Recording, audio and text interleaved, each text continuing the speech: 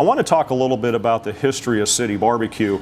They asked me to kind of just give a brief background of how we started and so forth, and it's always fun to talk about. It started with a crazy idea to start a barbecue joint here in Columbus, Ohio. And I just wanted to start a barbecue joint, and I say for it lasted about a day until I told my wife Bonnie, and then it became we very quickly. And now we have over 1,000 teammates of we, plus all of our wonderful guests. So it's definitely a team effort.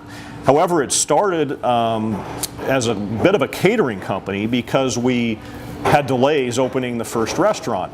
And I really needed to make ends meet at the time and keep some funding going. So we catered out of my garage in my house.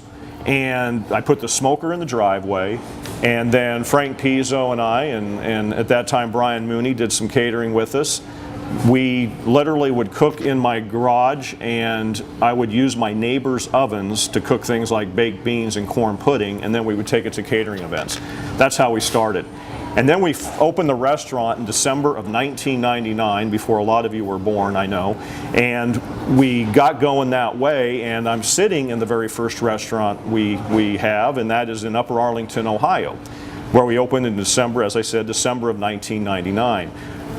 The table I'm sitting at has a lot of significance to me because we have about a dozen of these in the restaurant. They're still in use today. And one of my original partners, John Keene, and I built these ourselves in my garage. In that same garage we were cooking in, also we built all the tables for the first restaurant. It was simple. We were kind of out of money to get going, and we needed to cut corners any way we could.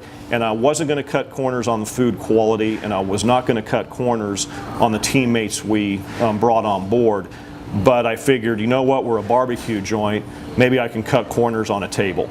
So we simply built these tables for about $25 each versus $150 we'd have to pay to have somebody else do it.